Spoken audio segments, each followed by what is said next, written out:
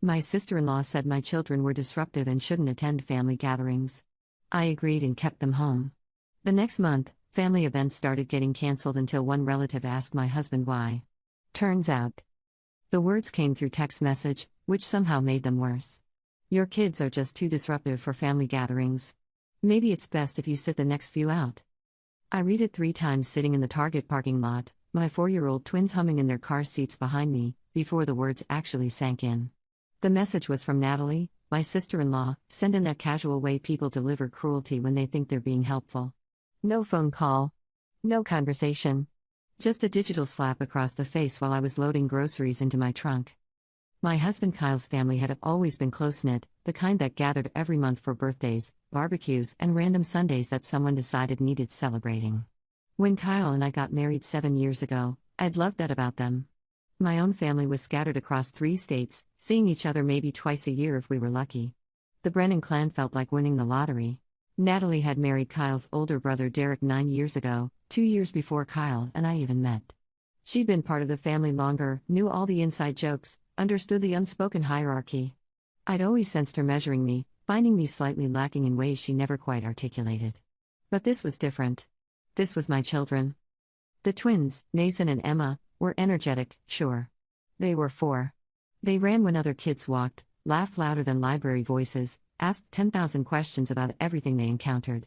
They were also kind, funny, curious kids who adored their cousins and begged to go to Grandma Ruth's house every single weekend. I drove home with my hands tight on the steering wheel, the message sitting on my phone like a weight in my passenger seat. It had been sent 20 minutes ago, right as I was checking out. 20 minutes of me being oblivious while those words waited to detonate. Kyle was in the garage when I pulled in, rebuilding the carburetor on his old Mustang, grease up to his elbows. Your brother's wife thinks our kids are too disruptive for family events, I said, skipping any preamble. He looked up, confusion crossing his face. What? I showed him the message. Watched his expression shift from confusion to anger to something harder to define. Hurt, maybe. Kyle had always been the peacemaker, the middle child who smoothed over conflicts and made everyone laugh when tensions ran high. She can't be serious, he said, but his voice lacked conviction. She sent it while I was at Target. I've been trying to figure out how to respond. Kyle wiped his hands on a rag, leaving dark smears across the fabric. The kids are fine. They're normal kids. Derek's daughter Paige literally threw a plate at Thanksgiving 2 years ago and nobody said anything. Paige was 2.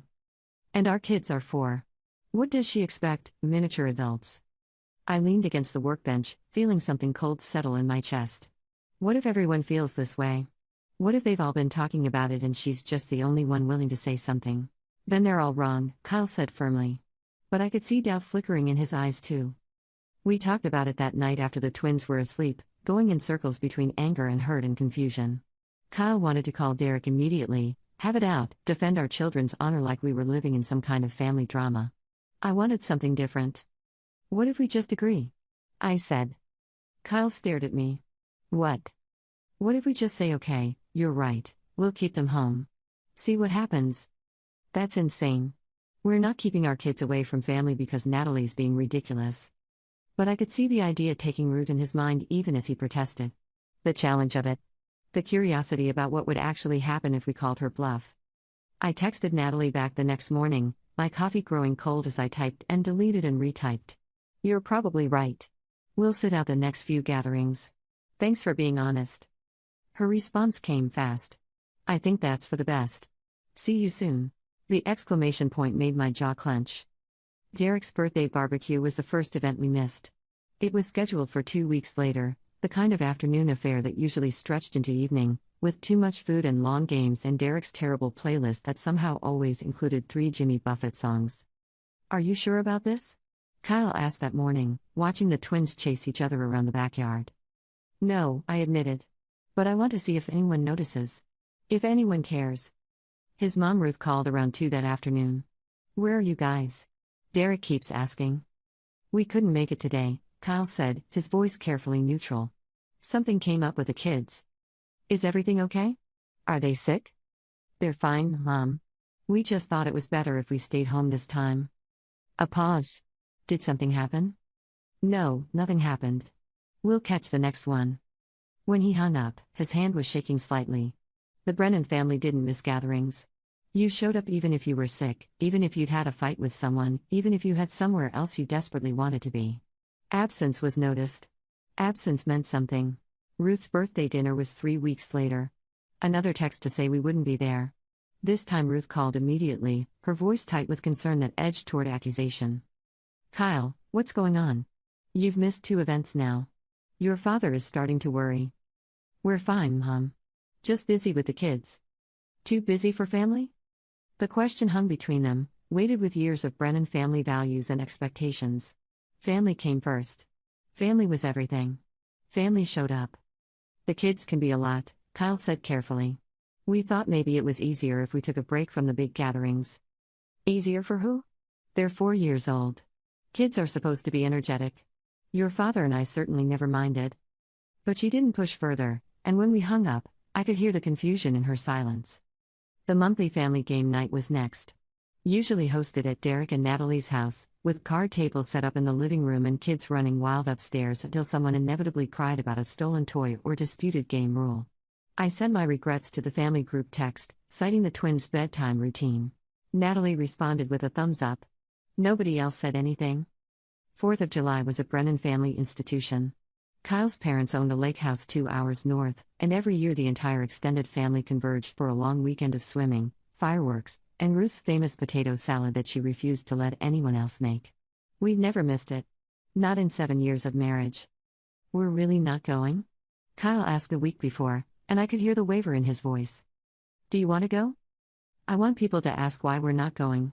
I want someone besides my mom to notice that we're not there. The twins didn't understand why we weren't packing for the lake house. Emma kept bringing me her swimsuit, the pink one with ruffles that she picked out specifically for this trip back in May. Mason asked every single day when we were leaving, convinced I'd simply forgotten to tell him the date. We're not going this year, sweetheart, I explained for the 5th time, folding laundry in the living room while he built a tower with blocks. But why? His little face scrunched up in confusion. We always go to the lake house. How do you explain adult pettiness and family politics to a 4-year-old? How do you tell your child that someone decided they weren't good enough without making them feel the weight of that rejection? We're doing something different this year, I said, keeping my voice light. We're going to go to the festival in town instead. There'll be rides and games and fireworks. Will Paige be there? My heart squeezed. Paige was Derek and Natalie's daughter, now 4 years old just like the twins. The 3 of them had been inseparable at family gatherings, running in a pack with the other cousin kids. No, honey. It'll just be us this time. I like it better when we're all together, he said simply, and went back to his blocks. I called my best friend Rachel that afternoon, needing to talk to someone outside the Brennan family bubble. She'd heard bits and pieces of the situation but not the full story. Let me get this straight, she said after I explained everything. You've been skipping family events for 3 months because your sister-in-law said your kids were too disruptive, and nobody's questioned it except Kyle's mom? Pretty much. And you're upset that people aren't fighting harder to get you back? When you say it like that, it sounds petty. It doesn't sound petty. It sounds like you're hurt and you're testing to see who actually cares. Rachel's voice softened. But honey, what happens if nobody passes the test? What if they're all just fine with you being gone? The question had been haunting me for weeks. Then I guess we know where we stand. And Kyle's okay with potentially blowing up his family over this? I looked out the window to where Kyle was pushing the twins on the swing set, their delighted shrieks carrying across the yard. He's angrier than I am, actually. He keeps saying that if his own brother won't stand up for us, then what's the point of pretending we're close? Derek's in a tough spot. His wife versus his brother. His wife was wrong. That shouldn't be a tough spot. Rachel sighed. You're right. But marriage makes people do weird things. Makes them defend the indefensible sometimes. After we hung up, I sat with her question. What if nobody passed the test? What if this whole exercise just resulted in us being permanently estranged from Kyle's family, our kids growing up without cousins and grandparents and the big chaotic gatherings I'd once loved? Kyle found me on the couch an hour later, staring at nothing. You're having second thoughts. I'm having all the thoughts. He sat down beside me, close enough that our knees touched. We can still go. We can show up at the lake house and pretend everything's fine. And then what? Pretend for the rest of our lives? Walk on eggshells making sure the twins don't dare to be children in front of Natalie? No. We call her out. We have the confrontation you've been avoiding. I'm not avoiding it. I'm making a point. What point? That we can be just as petty as she is? Kyle ran his hands through his hair, frustrated. I agreed to this because I was angry. Because I wanted them to miss us, to realize what they were losing. But Emma asked me today if Grandma Ruth doesn't love her anymore, and I didn't know what to say. Guilt crashed over me. She asked what? She said if Grandma loved her, she'd come see her. And she's not wrong. My parents live 20 minutes away. They used to come over twice a week. Now we barely see them. They're welcome anytime. They know that. Do they? We've been pulling away from everything. Maybe they think we want space from them too. I hadn't considered that. In my mind, Ruth and Robert were innocent bystanders in this mess, casualties of Natalie's cruelty and Derek's complicity. But from their perspective, we were the ones who'd changed. We were the ones who'd stopped showing up and started making excuses. Call your mom, I said. Invite them for dinner this week. Just them, not the whole family. And the lake house? I closed my eyes, feeling the weight of the decision. We stick to our plan? If nobody's asking questions after 3 months, then one more event won't make a difference. But I could hear the doubt in my own voice. His youngest sister Jessica called the day before the 4th. Mom said you're not coming to the lake. What's that about? Just taking it easy this summer, Kyle said. The twins have been struggling with all the transitions. Since when? They seemed fine at Easter. Easter had been the last event we'd attended, back when Natalie's message was still fresh and sharp. The twins had played with their cousins, hunted for eggs, helped Grandpa Robert with his jigsaw puzzle. Standard kid behavior. Happy kid behavior. Things change, Kyle said, which wasn't an answer at all. The weekend of the 4th, we took the twins to a local festival instead. Watched fireworks from a blanket in the park, ate overpriced carnival food, let them stay up way too late. It should have been fun, but I kept checking my phone, waiting for messages from the lake house. Wondering if anyone was asking about us. The festival was crowded, packed with families spread across blankets and lawn chairs, everyone angled toward the sky waiting for darkness and fireworks. Mason won a stuffed dinosaur at the ring toss, cheating slightly when the vendor wasn't looking. Emma fell asleep on Kyle's shoulder before the fireworks even started, worn out from the heat and excitement. My phone buzzed around 8. A photo in the family group chat, Derek and Natalie's daughter Paige on Robert's shoulders, both of them grinning at the camera with the lake sparkling behind them. The caption from Derek, "Perfect day at the lake." I showed Kyle. He stared at it for a long moment, his jaw working. They're not even pretending to miss us, he said quietly, careful not to wake Emma. 3 more photos followed. The whole family on the dock. Ruth's potato salad arranged on the picnic table. Someone's terrible dive into the water, captured mid-splash. Life going on exactly as it always had, just without us in it. Having fun? Jessica's text popped up privately, just to me. Festival's nice, I typed back. Good fireworks. 3 dots appeared, disappeared, appeared again. Mom keeps looking at her phone. I think she's hoping you'll change your mind and show up. My chest tightened. Tell her I'm sorry.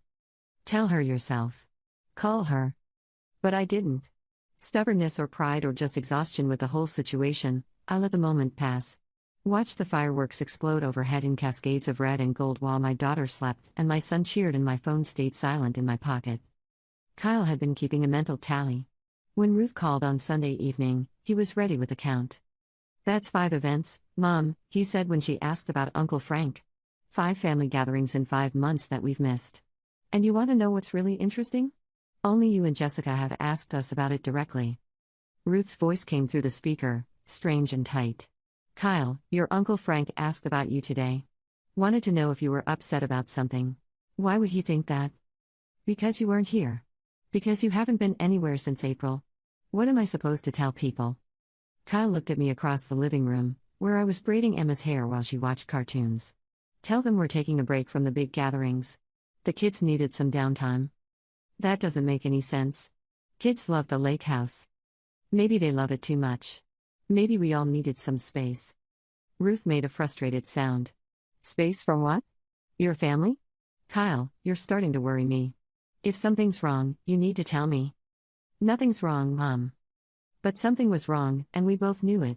The silence where questions should be. The easy acceptance of our absence from people who'd never accepted it before.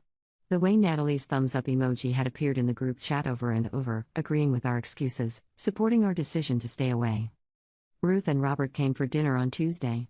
I made pot roast, Ruth's favorite, and set the table with actual napkins instead of paper towels. The twins were vibrating with excitement, having been coached extensively on indoor voices and sitting still at the table. My babies.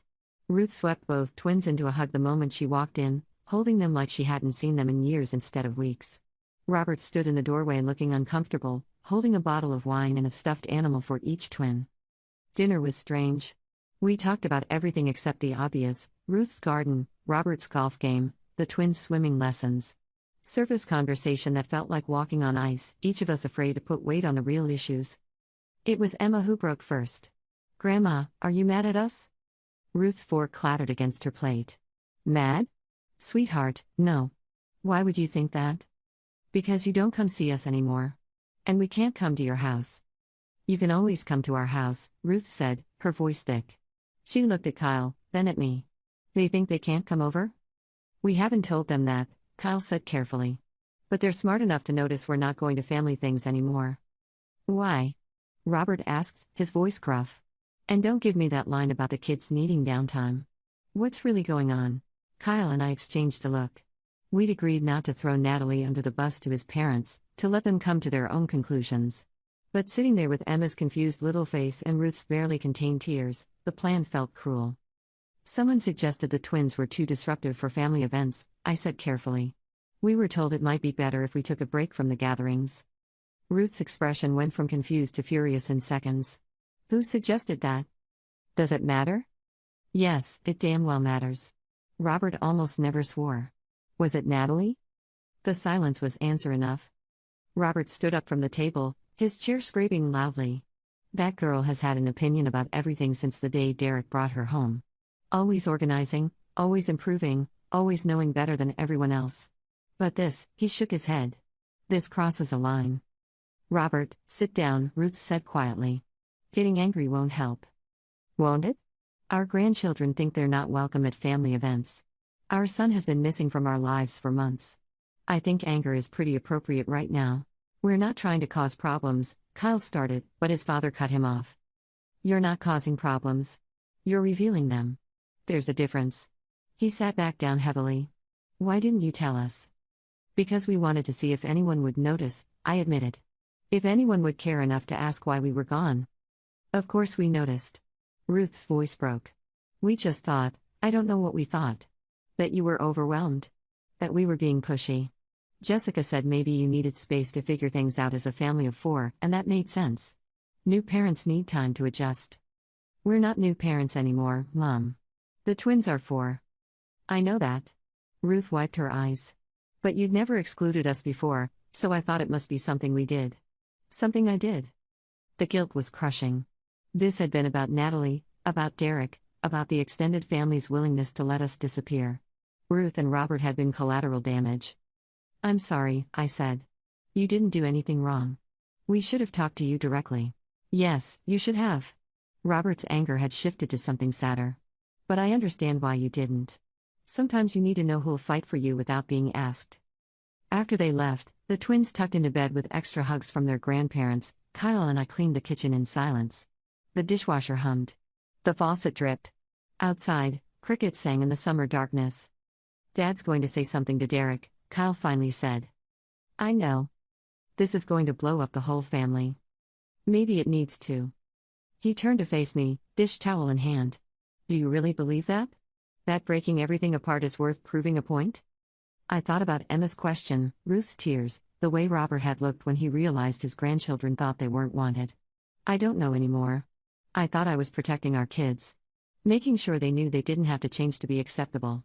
But maybe I'm just being stubborn. "You're not stubborn. You're hurt. We both are." Kyle tossed the towel on the counter. "Natalie basically said our kids weren't good enough, and instead of fighting back immediately, we ran this weird social experiment to see who'd defend us. That's not stubborn. It's just sad." He was right. The whole thing was sad. 5 months of absence because I'd been too proud to have a direct confrontation. 5 months of my children missing their cousins because I wanted to prove that people should fight for us without being asked. "After the anniversary party," I said. "After we see how that goes, we'll figure out what to do next. And if nothing changes? If everyone just keeps accepting that we're gone? Then we'll know where we stand." And we'll decide if that's a family worth staying connected to. The words sounded harsh even to my own ears, but I meant them. Family wasn't just DNA and shared last names. It was showing up. It was caring when someone was absent. It was asking the hard questions instead of making comfortable assumptions. The Brennans were failing that test. And maybe it was time to accept that and move forward. August brought Derek and Natalie's anniversary party. 10 years, a big milestone, the kind of event that the Brennans would turn into an all-day celebration with catered food and a champagne toast and probably someone's terrible karaoke rendition of their wedding song. The invitation came through the family group chat 6 weeks in advance. I didn't even bother making an excuse. Just sent a simple "we won't be able to make it. Congratulations." Natalie's response: "Thanks. Miss you guys." Kyle threw his phone across the couch.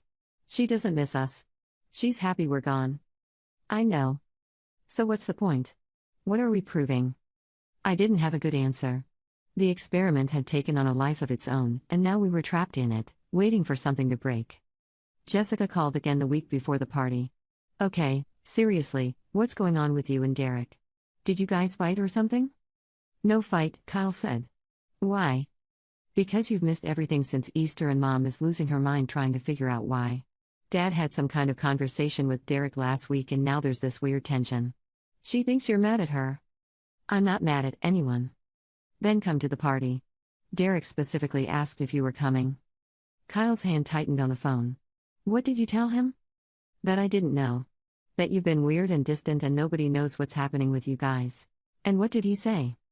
A pause. "He said maybe you needed space. That families don't always have to do everything together." Kyle's face went very still. "Derek said that?" "Yeah. Which is weird because he's usually the first one complaining when someone misses Sunday dinner." After he hung up, Kyle sat in silence for a long time. "Derek knows," he finally said. "He knows why we're not coming and he hasn't said anything to anyone." "Of course he knows. Natalie tells him everything. But he's letting everyone think we're the problem. That we're the ones pulling away for no reason." The day of the anniversary party, Ruth called 3 times. Kyle didn't answer. On the 4th call, he finally picked up. "Kyle Harrison Brennan, you tell me right now what is going on in this family." He almost laughed at the full name treatment, something she hadn't pulled since he was 16 and caught sneaking out. "Nothing's going on, Mom." "Don't lie to me. You've missed 5 family events since Easter. Your children haven't seen their grandparents in weeks except for that one dinner. Jessica says you're being secretive, Derek says you need space, and your father is convinced you're getting divorced." "We're not getting divorced." "Then what?" Kyle looked at me. I nodded. "Ask Natalie why we haven't been coming around." "Natalie? What does she have to do with anything?" "Just ask her." Ruth made an exasperated sound and hung up. The fallout started within an hour. Derek called, his voice tight with anger. "What did you say to my mom?" "I told her to ask your wife why we haven't been attending family events." "That's bullshit, Kyle. You're the ones who stopped coming. Because Natalie told us our kids were too disruptive. She said it would be better if we sat things out." Silence. Long enough that I thought the call had dropped. "When did she say that?" "April. Right after Easter. Check her texts if you don't believe me." More silence. Then Derek's voice, quieter. "She never told me that." "I know. You've been staying away because of a text message?" "We've been staying away because nobody questioned it except your parents and Jessica.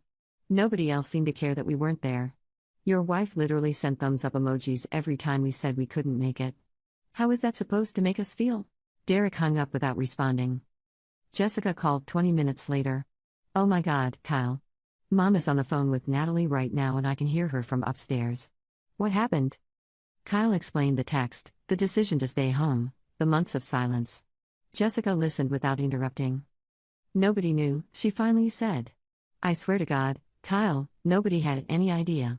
We all just thought you were going through something and didn't want to talk about it. For 4 months? We were trying to give you space. That's what Derek kept saying, that maybe you needed room to deal with whatever was happening. He made it sound like he knew something we didn't." Kyle's jaw clenched. He did know something. He just didn't tell anyone what. The anniversary party apparently fell apart. Ruth left early, crying, according to Jessica's text updates. Robert followed her, confused and upset. Half the family left within an hour, unsure what was happening but sensing the celebration was over. Natalie called me directly that evening. Not Kyle, but me. You could have just talked to me, she said, no preamble. You sent me a text message saying my children were too disruptive for family events. What exactly was I supposed to say to that? I was trying to help. Mason knocked over the drinks table at Easter and Emma was crying so loud during dinner that nobody could hear each other talk. Mason bumped the table by accident and immediately apologized. Emma cried for 5 minutes because Paige took her toy. They're 4 years old, Natalie. What did you expect? I expected you to do something about it instead of letting them run wild. The accusation landed like a slap.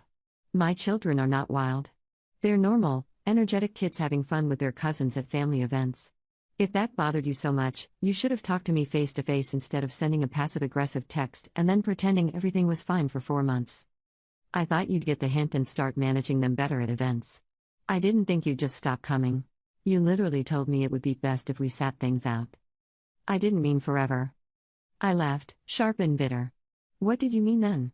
How many events were we supposed to miss before you decided our kids were behaved enough for the Brennan family?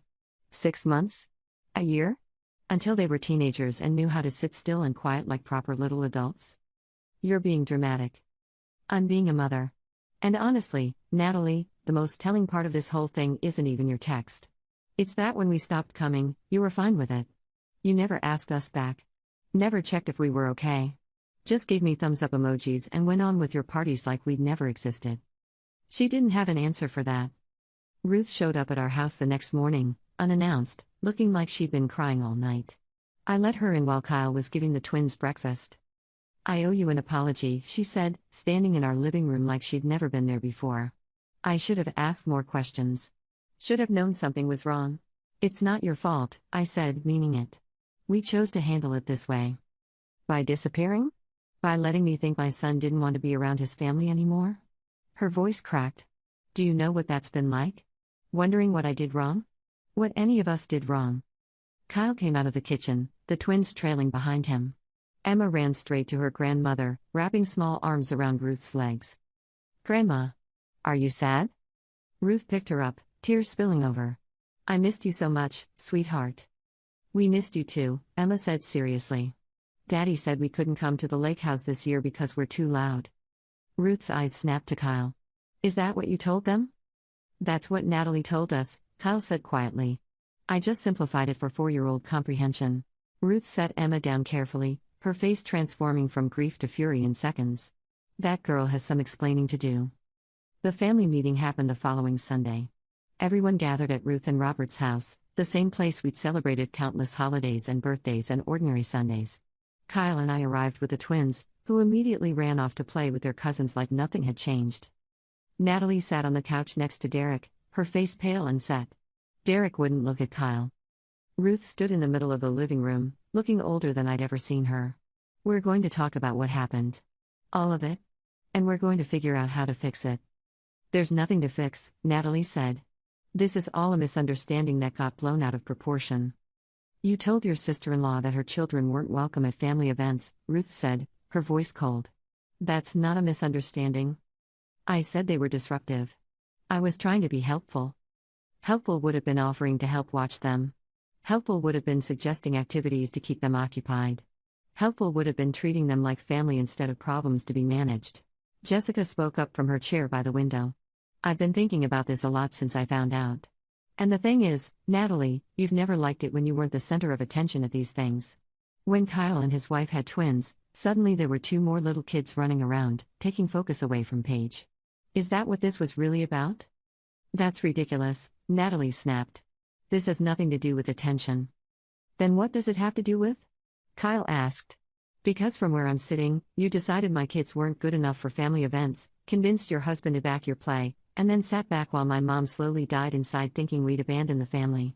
What part of that was helpful? Derek finally spoke. I didn't know she'd texted you. She told me you guys were overwhelmed and needed a break from the big gatherings. That you'd asked for some space. Kyle's laugh was hollow. And you believe that? You know me, Derek. Have I ever asked for space from this family? Have I ever missed events voluntarily? People change. I thought maybe having twins was harder than you were letting on. It is hard. Parenting is hard. But it's a hell of a lot harder when your family tells you your kids aren't welcome anymore. The room fell silent. In the background, I could hear the twins laughing in the backyard, their voices mingling with their cousins. Normal kid sounds. Happy kid sounds. Robert cleared his throat. Here's what's going to happen.